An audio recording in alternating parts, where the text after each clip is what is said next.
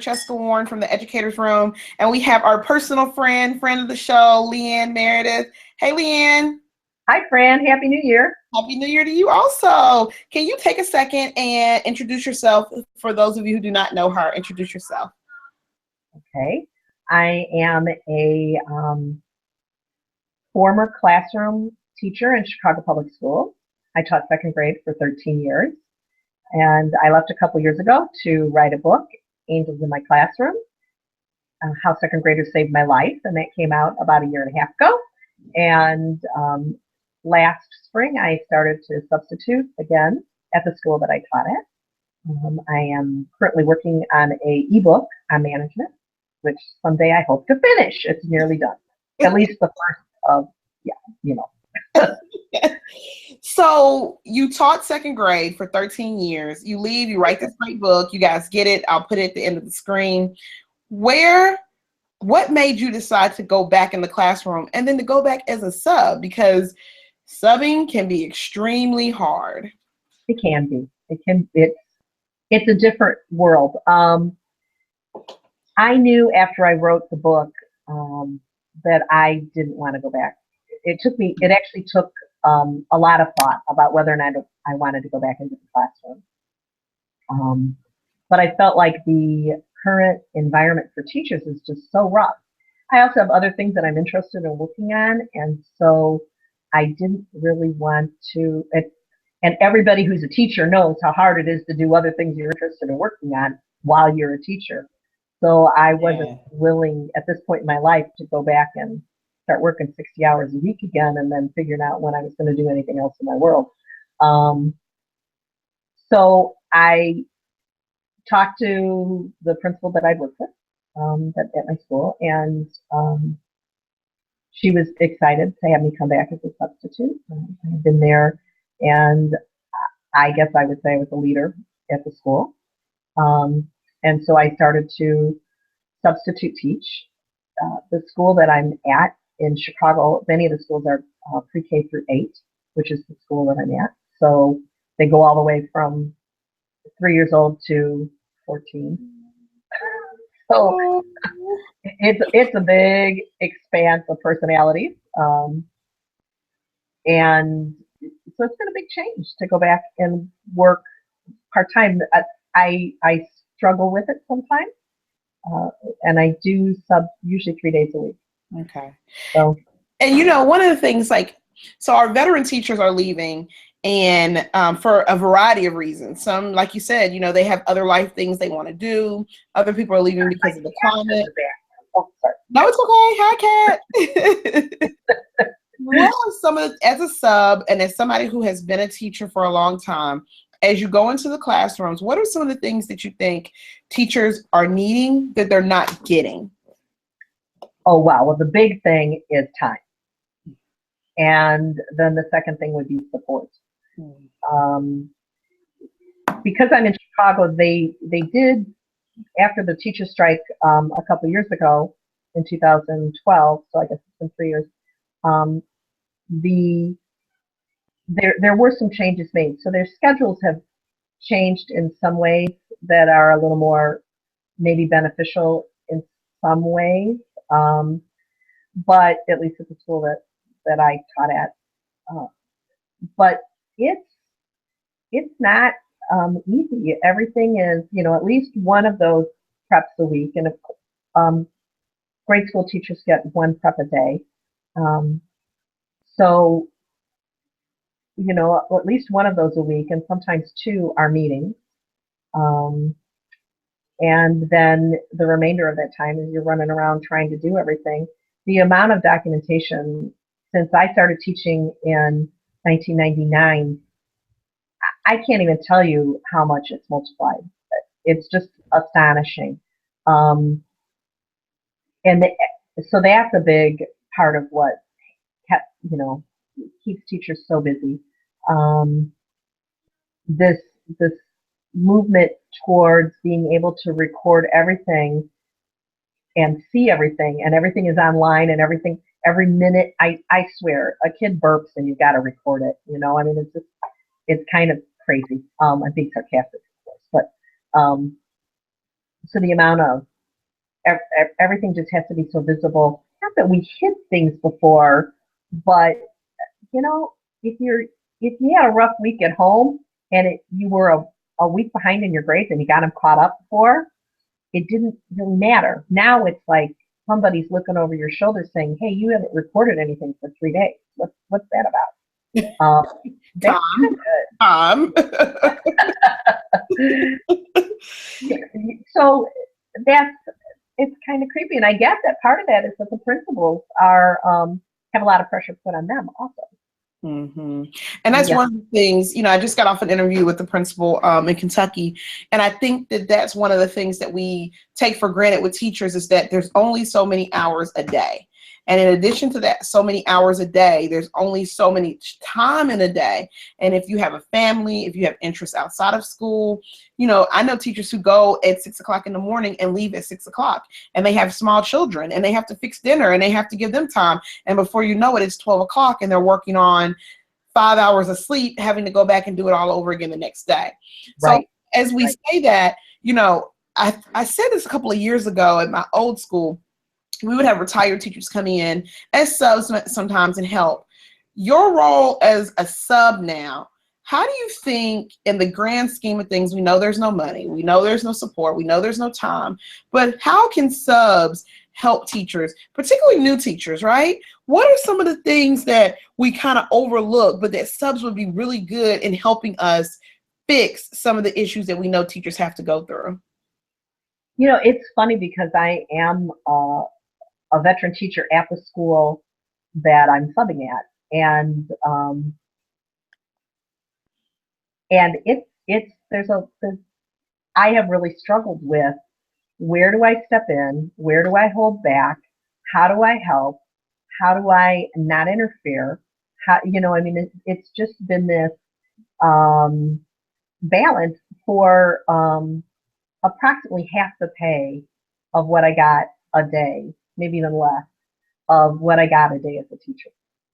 Mm. So, there's this, um, and there's that side of it too. I mean, I could pile hours in, to give these teachers support, but then there's this other part of me that there's nothing for me in it too. So that sounds really selfish, doesn't it?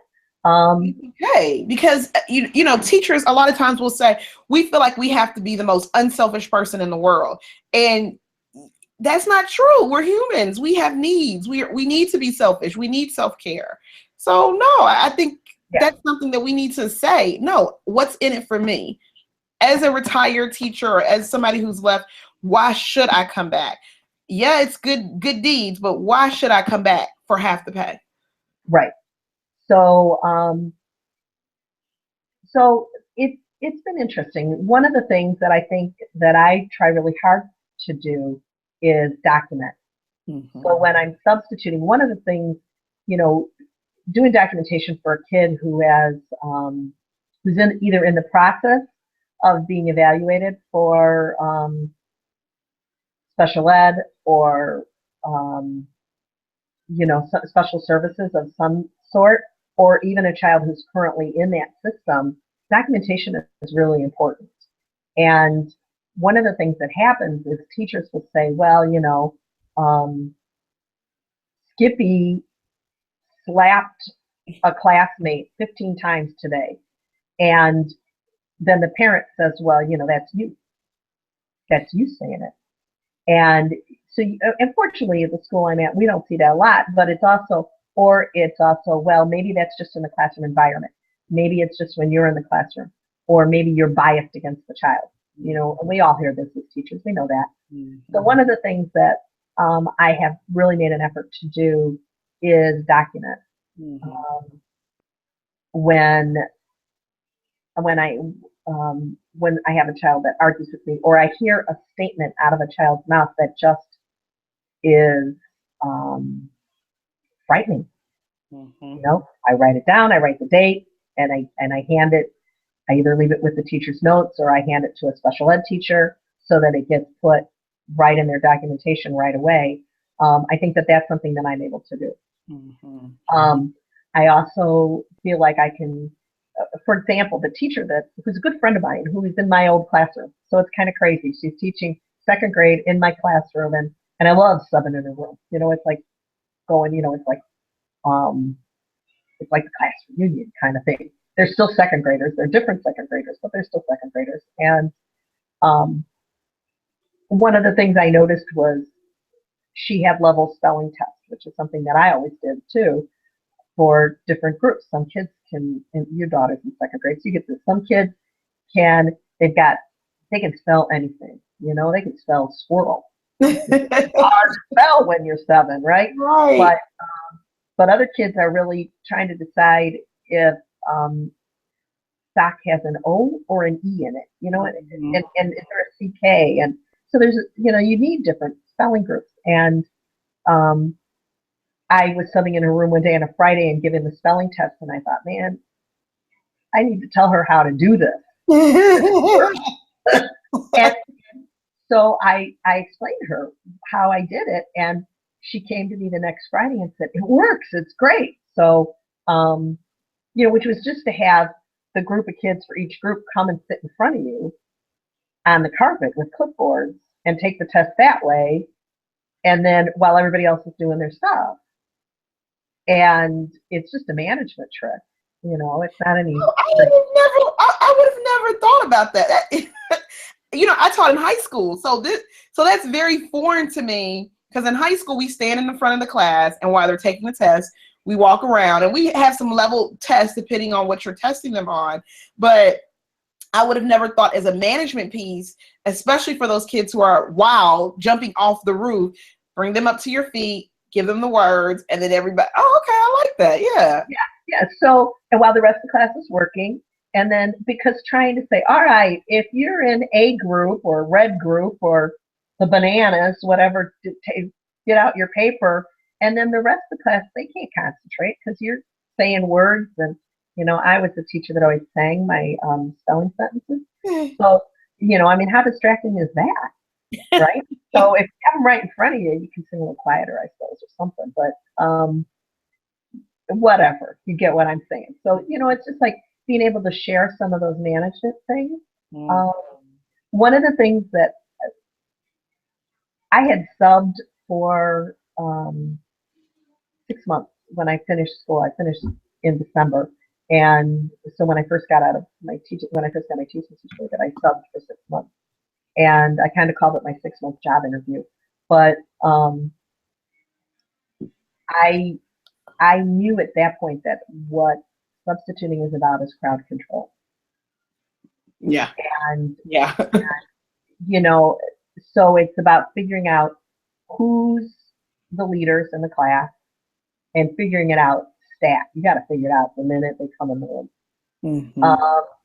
And then being able to get them on board with you. Because if they fight you, you're going to have problems all day long. You're right about that. Right, because the leaders will do it. So you get it. Now, the advantage of having been a teacher there is that the older kids at this point, my last class is now in 6th grade. So the older kids all know you, but there's a lot of younger siblings. They recognize me as a teacher. They know when I whip out a tube of lipstick. It doesn't matter what grade it's in. They all go, no, don't kiss me. Which I think, Fran, I have kissed maybe 6 kids on the forehead the whole time I taught. And yet that tube of lipstick brings fear like nobody's business into the classroom. And it's probably wrong and other things. But one day I got some chapstick out and I opened it up because my lips were dry. And I realized as soon as I finished putting it on my lips that the whole class was silent.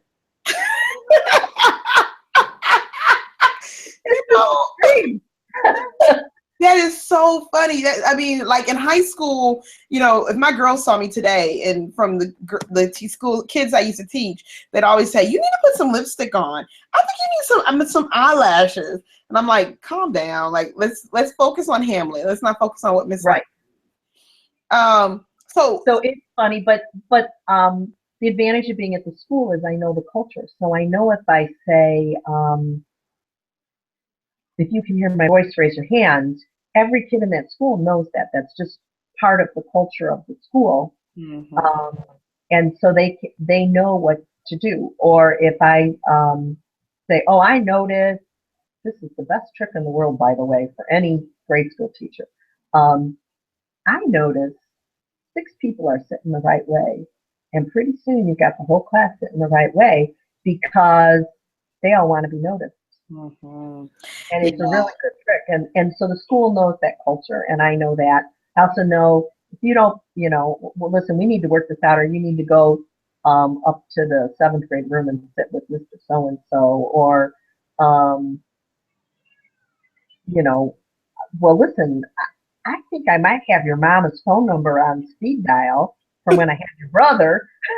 Ah, that's hilarious. But So that's what? that school climate. That's that school climate, and that's that knowing the kids who go there. Right, right. And in fact, the kids that I have the most trouble with are the kids that are new to the school and don't know the culture. Mm. So let me ask you this. You talked about an ebook on classroom management and you thought about that cool trick. I'm thinking of, and I think we talked about it the other night when I realized that there was a new second grade teacher that writes for us, and you've taught second grade for so long. But what are some of the things with classroom management behavior that you have in your toolkit that has allowed you to crowd control some of your rowdier students? Um, well, there's I should give some credit. Um, there's a great book by Chip Wood called Yardstick, Mm. and it's a ages and stages book. Here, I'll show you. Can I do that? Yes. This is the book called Yardstick, Hmm. um, and it is a wonderful book at telling you what is age appropriate for your your group. Mm. Okay. So, for example, 6-year-olds, first graders, they fall off their chairs. And they just do. It's part of their world. So you need to know that first graders fall off their chairs so that you have in your toolkit what you're going to teach the class. Well, when you fall off your chair, this is what we do. We stand up, we make sure we're okay, and if our chair, you just give them the tools to fix it for themselves is the big thing. And I think that's always the big tool in my mind is Mhm. getting the kids to be able to fix it for themselves as much as possible. Yeah. Um, I also have my best friends, and those are the kids that just cannot hold it together, and they become my new best friends. And so I just when we go down the hall, they're next to me. When they're or I'll say, hey, why don't you come sit next to me? Or if they're little kids, sometimes I'll offer to let them sit on my lap, and they do it because they can't hold it together and whatever. They also get to be goofy when they do that. But um, obviously by 3rd grade, even 2nd grade, they're too big for it. But um, I try to build a rapport. I think one of the hardest things about substituting is building that rapport. Um, I don't know, one day situation. Mhm. Most of the time you're in the room one day. So you have to make those connections pretty quickly, and that's not always easy. Um, let's see, what are some good tools? You've got those rowdy kids. You have to give them space. Expecting a child that it's just not in their chemistry to Yeah. sit still is like torture. I mean, what's that about?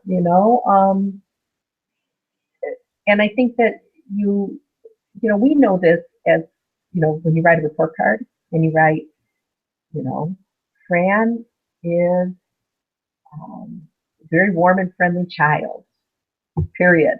And Right. then you start with, if she could focus and talk a little less. Which is my daughter. Which is Okay. my daughter. Yes. So it's always, you always accentuate the positive, like that old song. You try to find what's positive about a child and reinforce that with them before you try to bring them down, before Yeah. you try to bring them back to reality. Maybe not bring them down, but bring them back to reality is more of a thing. It's like, let's Yeah. check that behavior, but I want you to remember this. And, um, in my book, I tell a story about this little boy who, he's now in sixth grade. And it's so funny. He gave me the hardest time. I mean, he had a lot of stuff going on in this world. He was a super, super smart boy. And,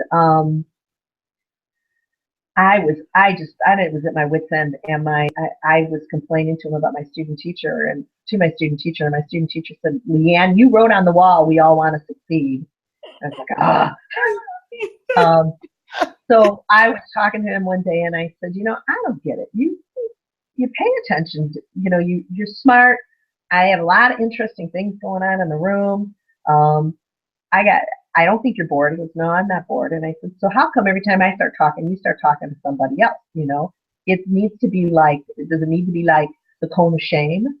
And he started laughing because, the movie Up was pretty new at that point, and the cone of shame that they put on the dog. Mm-hmm. And so after that, all I had to do was go like this, and he would start laughing and he would stop doing whatever it was. So that broke through with him, the sense of humor. So recently I was substituting with his class and he was being super chatty and I looked over at him and he goes, for the cone of shame. He's in sixth grade now and he still remembers that. And then he started laughing and he got back to work. So it's funny how these long-term relationships and go ahead. What were you saying?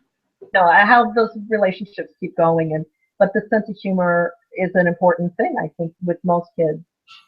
Trying to find what appeals to them, and some kids don't have them, but most kids do. Yeah. And that's such an interesting, and it's so cool to, I wish that I think about all the subs that came in our building, and some of them had worked at the school, but some of them have been gone so long that it was kind of a culture shock coming back as things have changed so much in education. And so, it makes me laugh because I can imagine the type of sub that you are in the building. And it's probably almost like a mother figure to the teachers and to the kids because they're like, oh, we know her, she's back and she knows us. And is, just that relationship is it's not there sometimes. Sometimes, due to them cutting the salary of subs and, they're paid $60 a day. Who gets out of the bid for $60 a day? It's going to be taxed. And so, they're totally not invested how more powerful it is for schools to have people that know the culture, know the kids to be in there. Oh yeah. So, and I started thinking about, if they actually paid subs well, and especially for them to help those kids who have the wiggles or those kids who have the reading issues or the math issues or, the fluency issue, just everything. I was just thinking in my mind how more powerful it would be for those kids. Right. Well, and what I would really love to do is to do teacher coaching. There's simply not the money for it in Chicago. You and I talked a little bit about Chicago's financial situation earlier before we started recording, and it's a mess. So, my principal could hire me for $10 an hour to do intervention, and I'm a veteran teacher. I'm not going to do that for $10 an hour. I'm worth more than that. So and if she had the money, she would hire me in a blink, right? But the money's just not there. I was saying to you earlier, they're talking about cutting 5,000 teaching positions next month still. So which is such an insane situation because there is not a child in the city of Chicago who's not going to be affected by that in some way. Irregardless of the size of the system, that means at least one or two teachers per school. The SECAs, the special education aides, have been really cut a lot. The special education teachers, we've lost a lot of positions. So, I don't see how we're in compliance with all our IEPs. And so I don't know how we can be continuing to do that.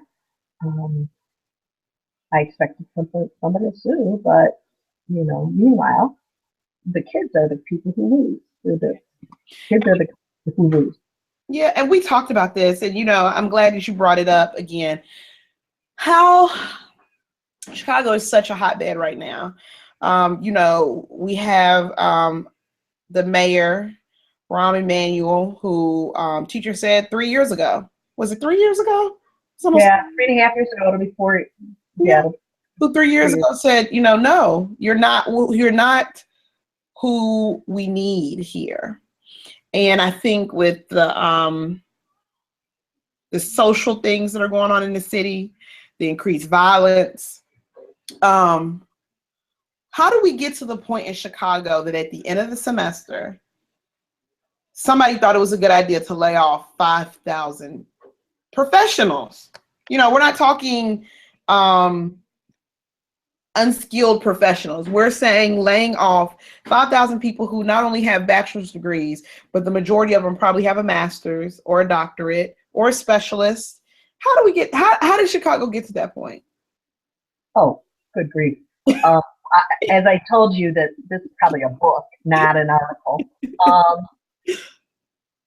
Chicago is a mess, and it's had a history for a long time of this. One of the biggest factors is that we have an appointed school board as opposed to an elected school board. So everyone on the school board is hand-selected by the mayor. The vast majority of them are not educators.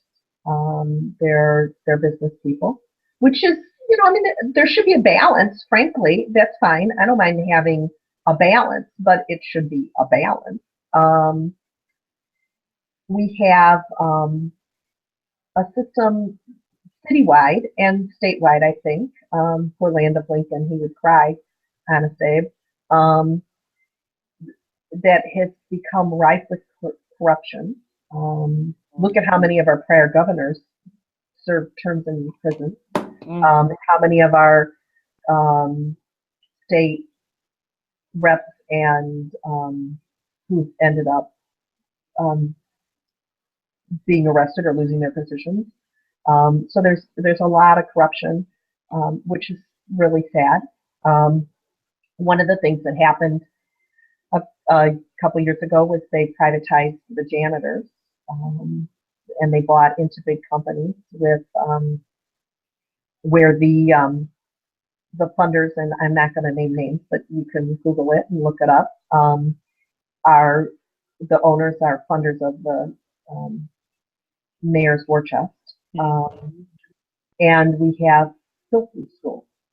We didn't used to have filthy schools. And I look at the school that I'm at, which was always a super clean school, and even the teacher's bathroom is dirty, which is, where the teachers are the fussiest going to be in the building. But if you can imagine that the teachers' bathrooms don't look clean, that the school in general is just gross.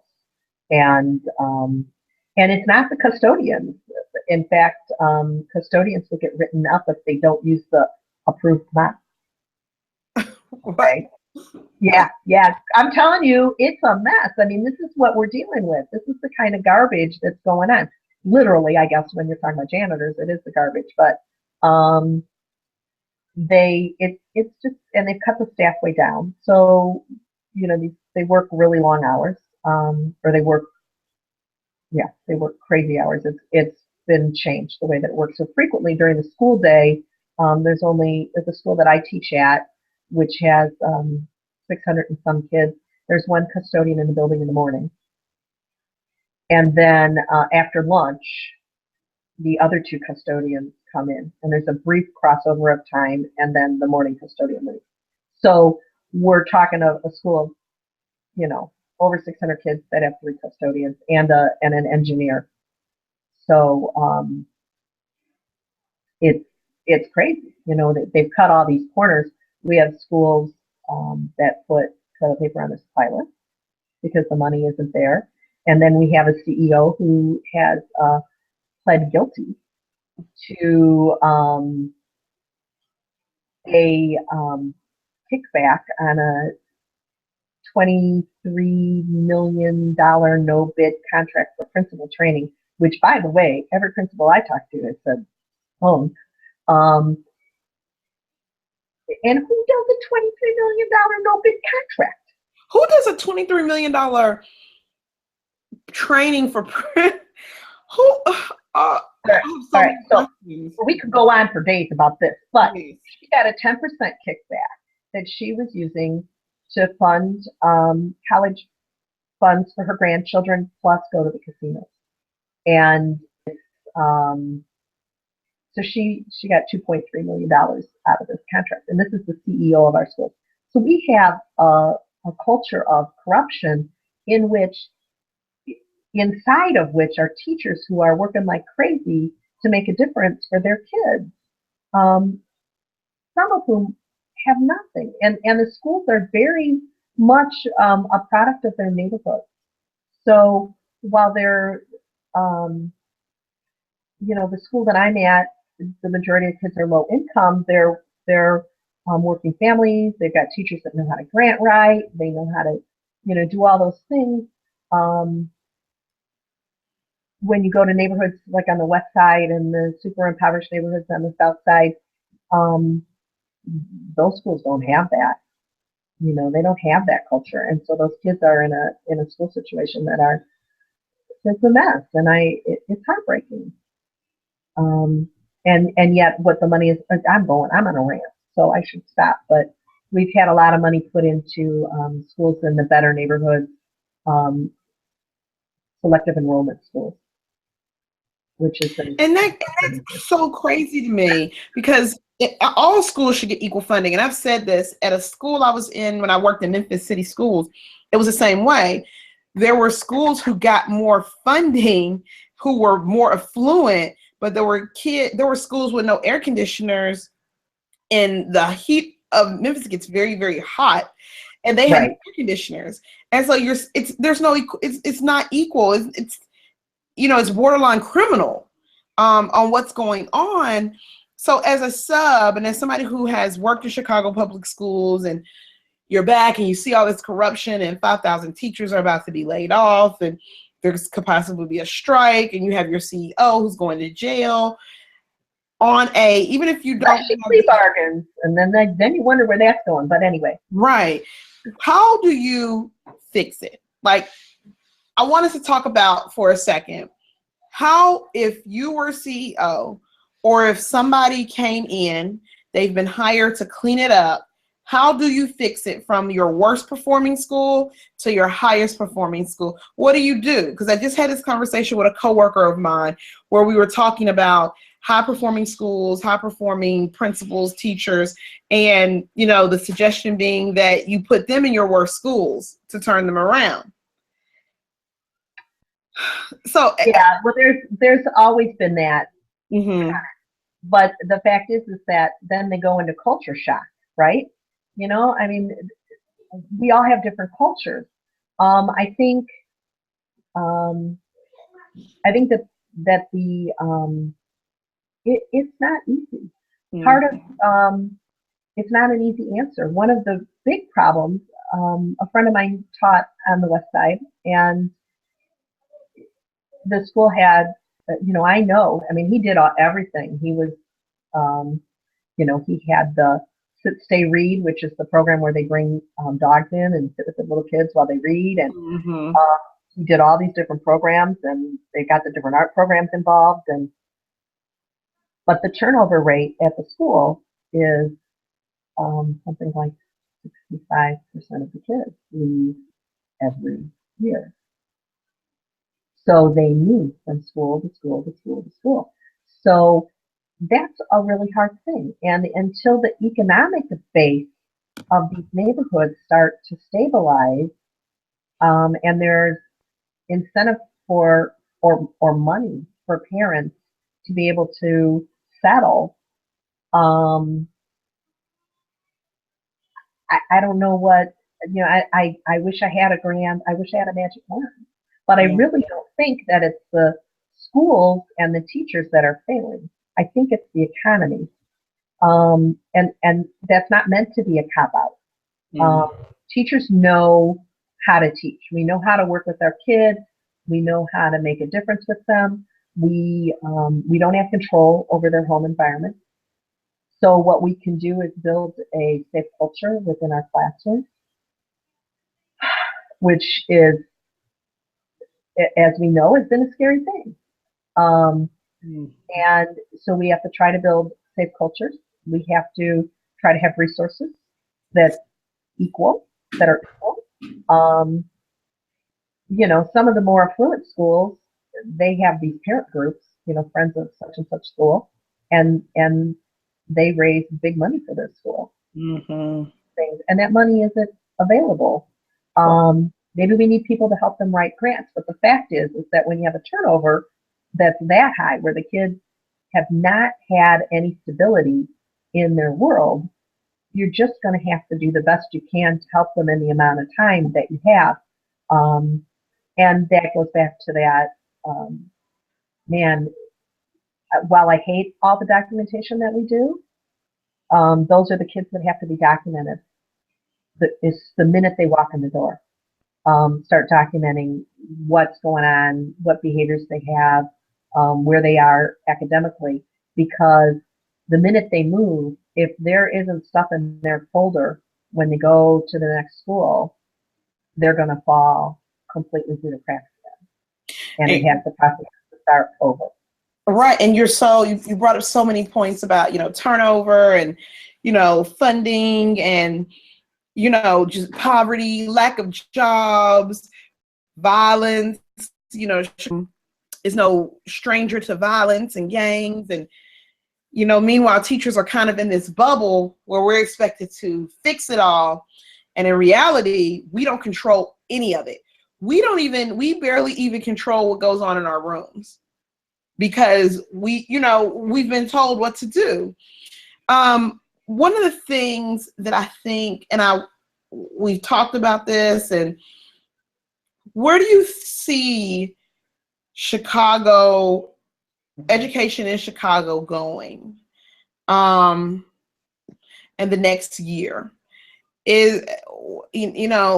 Or can you even look at it like that? Because I'm trying to survive in my school. What's happening? Are the principals leaving? Are the teachers leaving? Are people saying, "Oh, they put and fight"? What are they doing?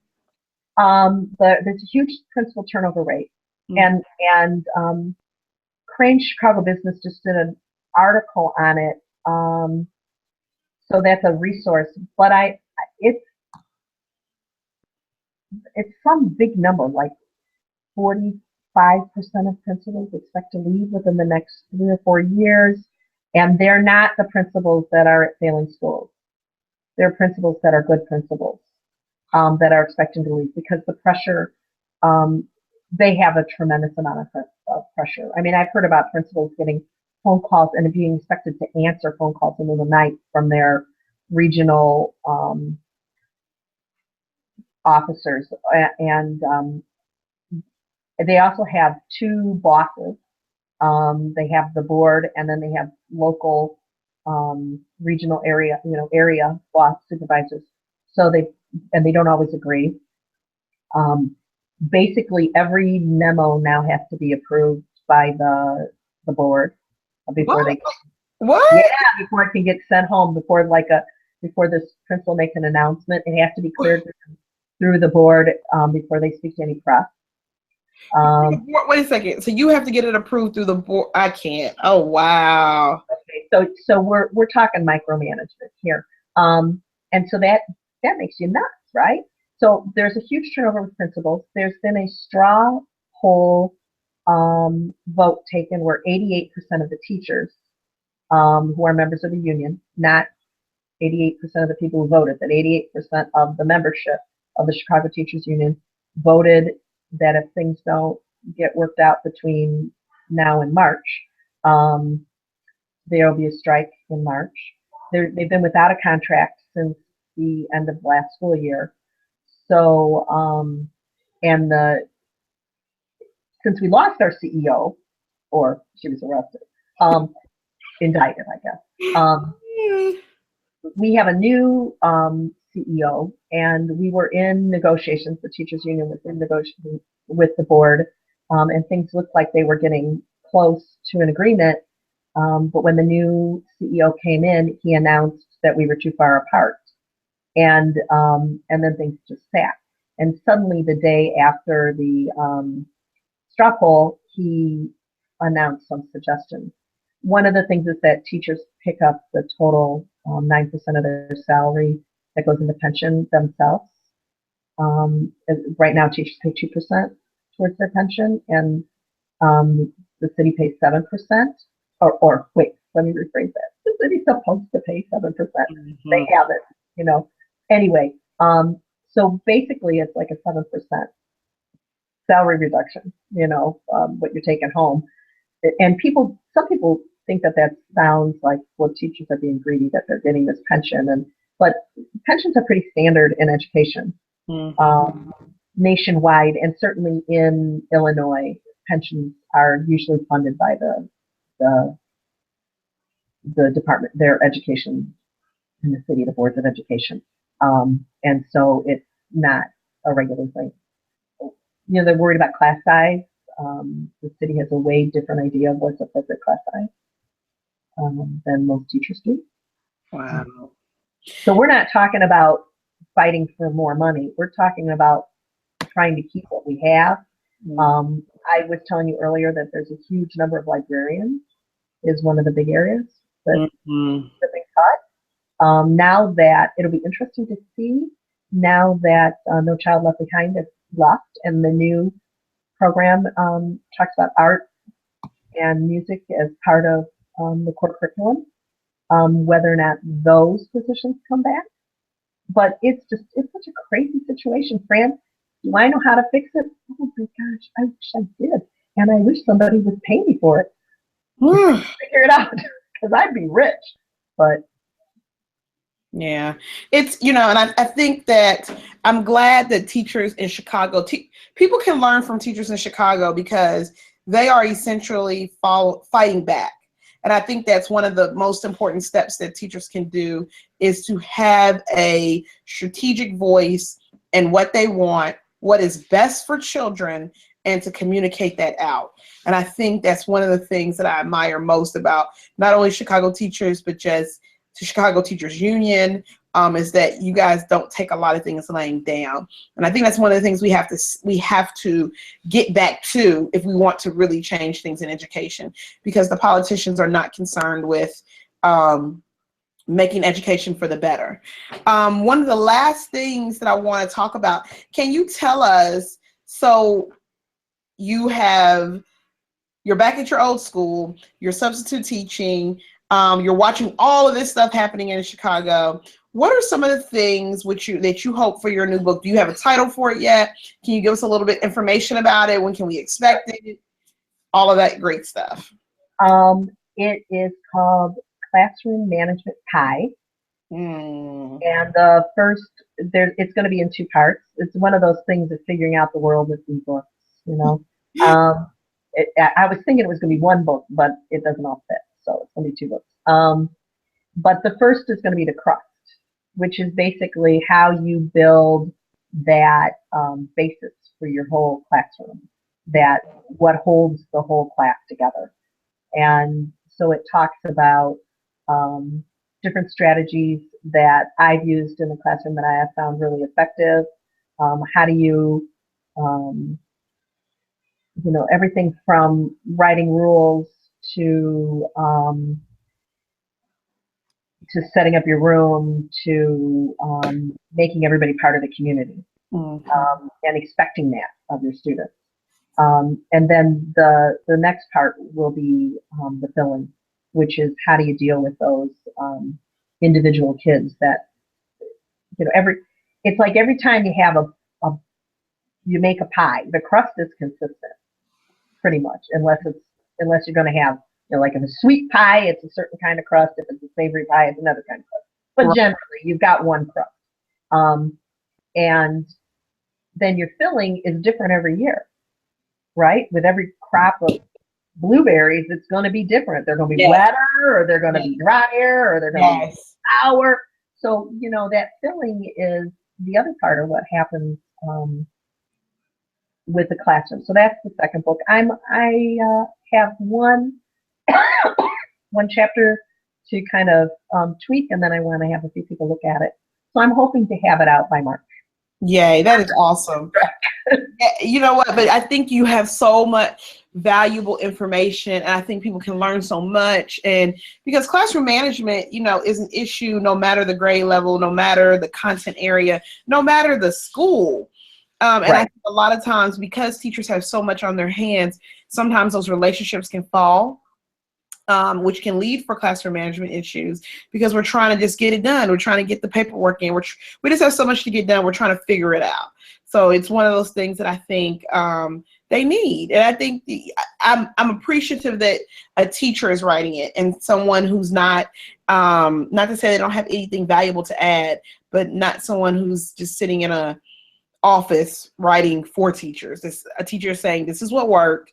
This is what I think. And the analogy of a pie and a crust is so true because this holiday season, I made a new pie and the crust was great because I bought the crust. I mean, I couldn't mess it up that much, right? But what you put into it is you sometimes don't have control over. So I really, really appreciate that. Can you tell everybody where to find you? Your email address if they want to get in contact with you. And let me say, her book, Angels in My Classroom, How Second Graders Changed My Life, is such a good read. If you are going through anything as a teacher, if you have experienced loss, but even if you haven't experienced loss and you're trying to figure out how do I connect to a new group of kids, I really feel like it's a great book to read because I read it and I cried.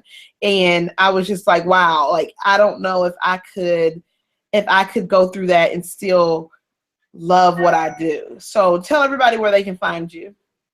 You can find me at leannemeredith.com. So it's LeanNmeredith.com.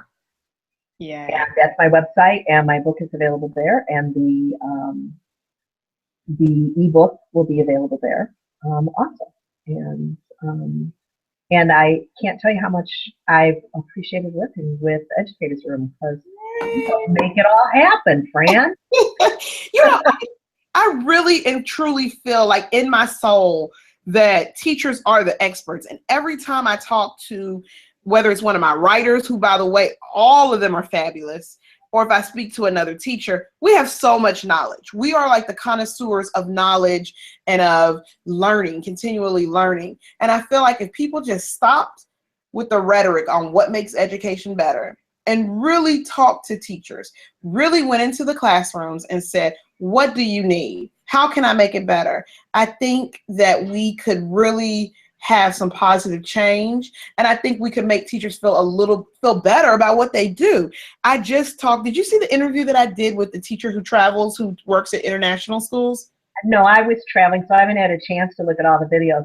That's the one I want to go and. Oh my gosh, Leanne, she works, and this is a total side note, so viewers, please beware. She started teaching at international schools. She's worked in Mexico, she's worked in London, and she's worked in Southeast Asia. And she talks about just the respect she is given as a teacher.